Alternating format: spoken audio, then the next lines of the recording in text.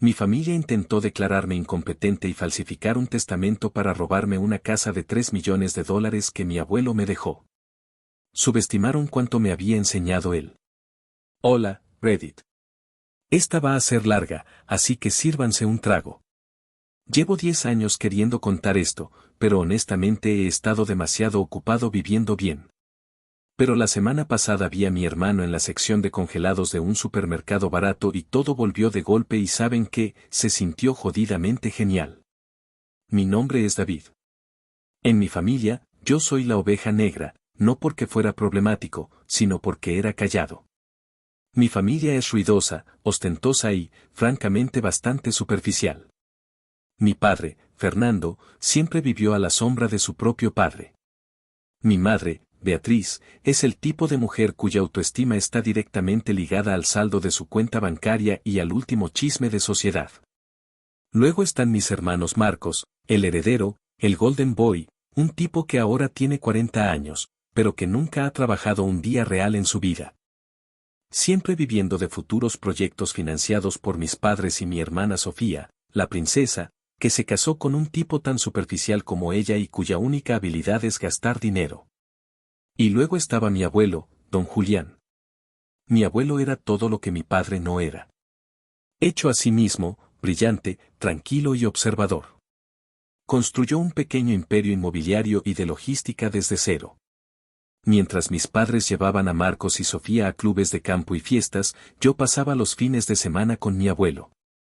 Él vio que yo no era como ellos. Mientras ellos hablaban sobre él, principalmente sobre su dinero, yo hablaba con él. Hablábamos de libros, de historia, de negocios. Me enseñó a jugar al ajedrez, pero lo más importante, me enseñó a pensar 3 movimientos por delante.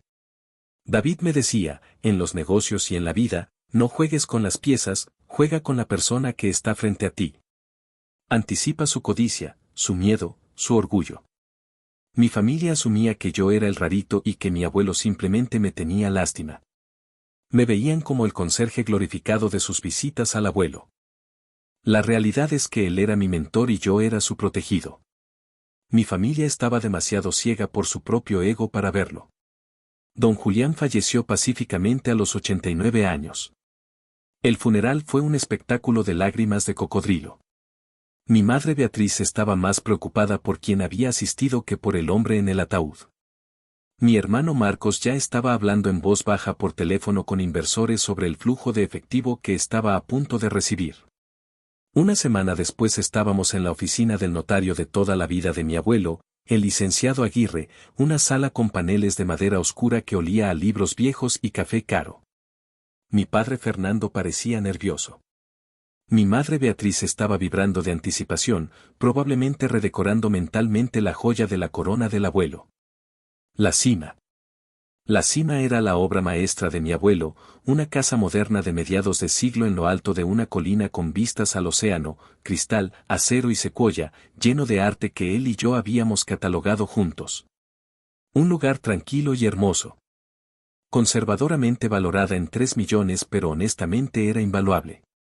Mi familia la veía como un cajero automático gigante. Marcos ya había mencionado que quería venderla para financiar su última idea de una aplicación de redes sociales de lujo. Aguirre, un hombre severo con ojos que no se perdían nada, carraspeó y abrió el testamento. Leyó los legados menores, algunos fondos para organizaciones benéficas, algunas piezas de arte para viejos amigos.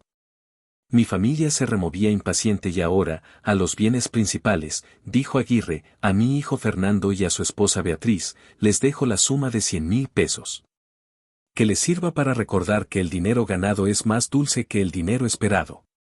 La cara de mi madre se crispó. 100,000 era un insulto. A mis nietos, Marcos y Sofía. Continuó. Les dejo a cada uno 50,000 pesos. Úsenlo sabiamente o no lo hagan. La elección por primera vez es suya. Marco se puso pálido. Sofía soltó un pequeño chillido. 50, eso es todo. Mi madre siseo. Cállate, Sofía. Obviamente la casa es para la familia, eso lo compensa todo. Aguirre levantó una ceja. Continuó. En cuanto a mi residencia principal, conocida como La Cima, junto con todo su contenido mobiliario y las cuentas de inversión asociadas destinadas a su mantenimiento, se la dejo en su totalidad y sin gravámenes a mi nieto David.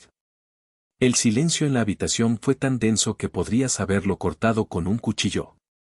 Me quedé quieto. Lo sabía. El abuelo y yo lo habíamos discutido, pero escucharlo en voz alta fue final. Beatriz. Mi madre fue la primera en explotar. Dejó escapar una risa que sonó como un vaso rompiéndose. Es una broma. David no sabe ni cómo cambiar una bombilla. Es un error. Marco se puso de pie de un salto tirando su silla. Imposible. El viejo estaba senil. David lo manipuló. Esa casa es mía. En mi derecho de nacimiento. Mi padre Fernando solo tartamudeaba. Pero papá, David, porque Sofía empezó a llorar. Pero no eran lágrimas de tristeza, eran lágrimas de rabia. David, ni siquiera te gusta esa casa. Es demasiado grande para ti. Es injusto. Me levanté, miré a mi familia. El abuelo tomó su decisión. Voy a respetar sus deseos. No te atrevas a darnos la espalda, gritó mi madre. Somos tu familia. Exigimos que vendas esa casa y la dividas como debe ser. Justamente, le pregunté, justamente, ¿qué significa? Justamente para ti, mamá, un 80% para Marcos y el resto para las obras. Marcos se me acercó con el pecho hinchado. ¿Vas a arreglar esto, David, o te juro que te haré la vida imposible? Me encogí de hombros. Haz la fila. Y salí de la oficina. Esa noche comenzó el asedio. Fase 1, el chantaje emocional. Recibí docenas de llamadas de Sofía. David, por favor. Mamá está destrozada. Su corazón no lo soportará. Marcos, bueno, ¿sabes cómo es? Marcos hizo algunas malas inversiones. Necesita esto. Vas a dejar que tu familia se hunda. De mi padre, hijo. Tu abuelo estaba confundido. Él te quería, sí, pero como a una mascota. Esta casa es el legado de la familia. No puedes quedártela solo para ti. No seas egoísta. No contesté. Fase 2. La intervención. Aparecieron en mi pequeño apartamento los 4. Beatriz entró como si estuviera inspeccionando un lugar de plagas. David, esto es ridículo, comenzó mi madre con un tono falsamente dulce. Hemos hablado con un abogado. Tenemos un caso muy sólido para impugnar el testamento. Demencia senil, influencia indebida. ¿Es obvio para cualquiera? ¿Qué influencia? Pregunté tranquilamente. Tú, estando allí todo el tiempo, envenenando su mente contra nosotros, escupió Marcos. Yo estaba allí porque él me invitó. Ustedes estaban ausentes porque preferían estar en el club de campo. Respondí, escucha, dijo mi padre tratando de ser el pacificador. No queremos ir a los tribunales. Es feo para la familia. Hagamos un trato. Pondremos la casa en un fideicomiso. Tú puedes vivir allí si quieres, por ahora. Pero Marco será el administrador y la usaremos como garantía para sus nuevos negocios. Es lo justo. Así que dije, ¿quieren que ponga mi herencia de $3 millones como garantía para la próxima estafa piramidal de Marcos? Jamás pensarlo. No, la cara de Beatriz se puso morada. Eres un niño ingrato. Después de todo lo que hemos hecho por ti, ¿qué han hecho exactamente? Aparte de ignorarme durante 20 años en favor del Golden Boy, me reí. Váyanse de mi casa. Se fueron. Pero no sin antes de que Marcos golpeara la pared de mi pasillo. Esto no ha terminado. David, vas a pagar por esto. Una semana después me llegó la notificación. Me estaban demandando. Estaban impugnando el testamento. La demanda estaba llena de mentiras viles, que yo había aislado a Julián, que le había robado dinero, una proyección absoluta, que lo había coaccionado en su lecho de muerte. Su argumento principal, don Julián estaba completamente loco cuando firmó. Y yo era un maestro manipulador. Llamé a Aguirre. ¿Están listos?, le dije. Yo también, respondió él. Verán, mi abuelo no era estúpido. Él sabía exactamente con quién estaba tratando. Él sabía que su familia eran buitres y, como dije, me enseñó a jugar al ajedrez. Lo que mi familia no sabía era el alcance de la planificación de mi abuelo. Primero, la demencia senil. 3 meses antes de firmar el testamento final, mi abuelo se sometió a una evaluación neuropsicológica completa y no solo una, 3, con 3 neurólogos diferentes líderes en su campo. Los resultados: cognición superior, memoria excelente para su edad, totalmente competente para tomar decisiones financieras y legales. Aguirre tenía copias notariadas de los 3 informes. Segundo, la influencia indebida. Mi abuelo se aseguró de que cuando discutía su testamento conmigo nunca estuviéramos solos. Siempre estaba presente un tercero, a veces Aguirre, a veces su contador de confianza. Y la firma fue una obra de arte. Mi abuelo insistió en que la firma del testamento fuera grabada en video. La audiencia preliminar fue un circo. El abogado de mi familia, un tipo llamativo llamado Mendoza, se pavoneaba hablando de cómo este pobre anciano confundido había sido engañado por un nieto intrigante. Mi madre y Sofía lloraban falsamente en el banquillo. Marcos parecía un mafioso de película de bajo presupuesto. Su señoría, dijo Mendoza, eso es claro abuso de ancianos. El demandado David aprovechó la disminución de la capacidad mental de su abuelo. Disculpe, señoría, interrumpió Aguirre tranquilamente. Antes de que el señor Mendoza continúe tejiendo esta ficción, me gustaría presentar las pruebas preliminares sobre la capacidad del testador. Presentó los 3 informes neurológicos. El juez los leyó. La cara del juez se volvió de piedra. Miró a Mendoza. Estos son algunos de los informes de competencia más sólidos que he visto para un hombre de 89 años. ¿Tiene algo para refutar a 3 de los mejores neurólogos del estado? Mendoza tartamudeó. Bueno, su señoría, la influencia puede ocurrir independientemente de entonces, dijo Aguirre, pasemos a la influencia indebida. Tenemos una grabación en video de la ejecución del testamento. Con el permiso del tribunal, pusieron la cinta. Allí estaba mi abuelo, don Julián. Parecía agudo, vestido con un traje elegante en su propia biblioteca, no en un lecho de muerte. En el video el notario le pregunta, don Julián, ¿entiende que este documento deja la gran mayoría de sus bienes, incluida esta casa, a su nieto David? Mi abuelo mira directamente a la cámara. Era como si me estuviera hablando a mí y a ellos desde la tumba. Lo entiendo perfectamente, dijo su voz fuerte y clara. Y lo hago con total lucidez. Mi hijo Fernando y su esposa Beatriz han vivido de mí durante 40 años. Han criado a sus hijos Marcos y Sofía para que crean que el trabajo es para otros.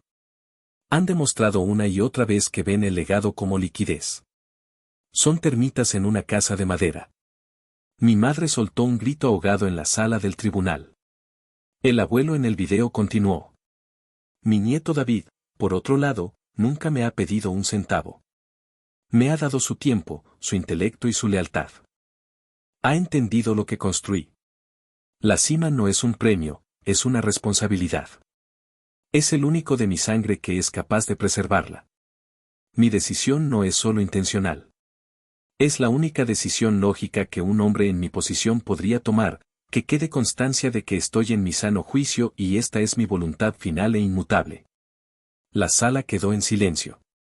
El abogado Mendoza parecía que iba a vomitar. El juez miró a mi familia.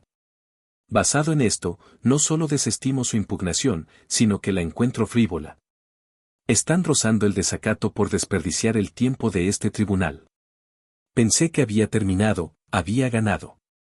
Me mudé a la cima esa misma semana. El silencio, las vistas. El arte era paz.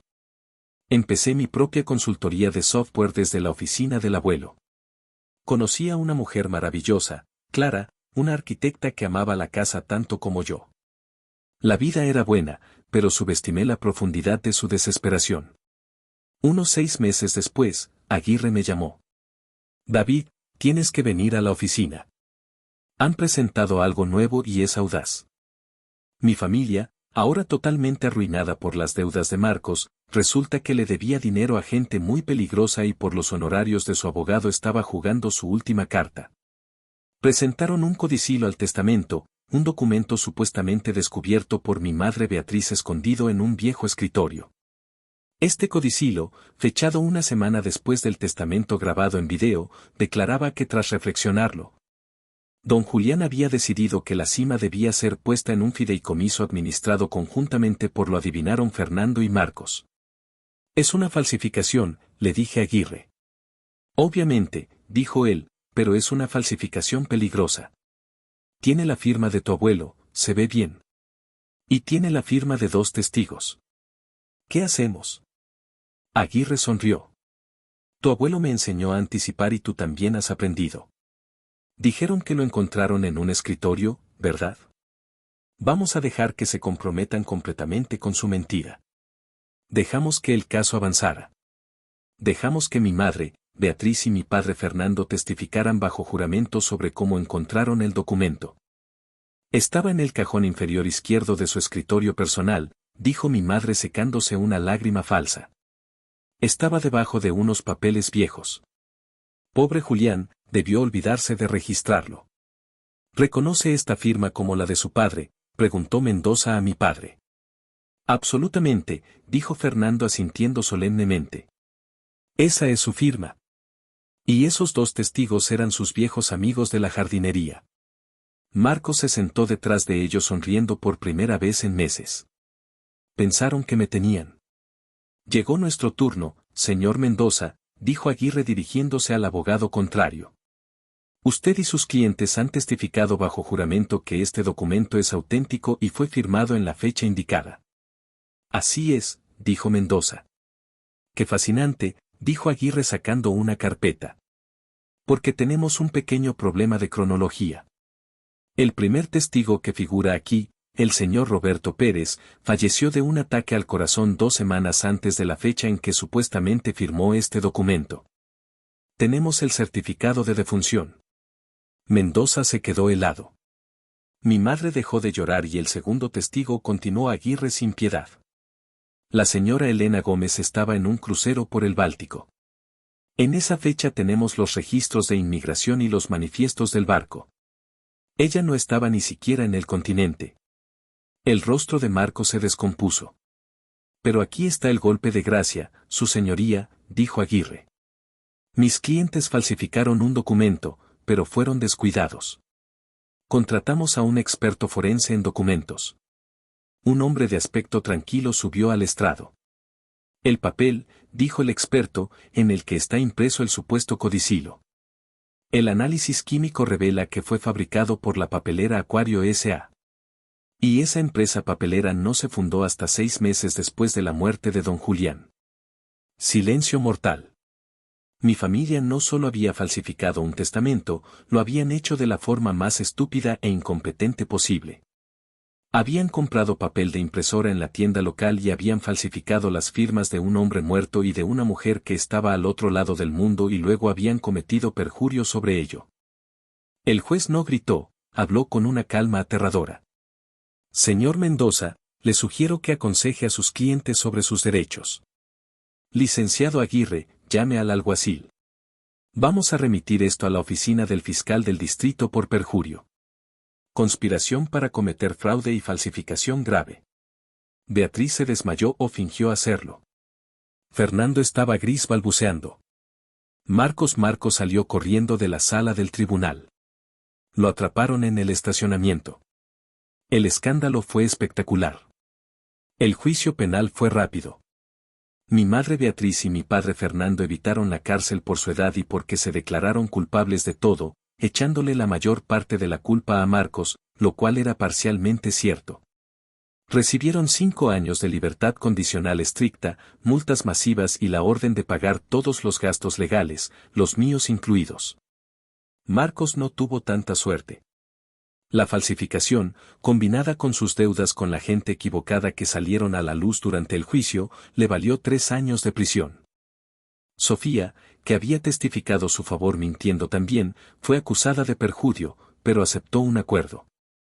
Se divorció de su marido, que no quería estar asociado con una familia criminal, y desapareció. La ruina fue total.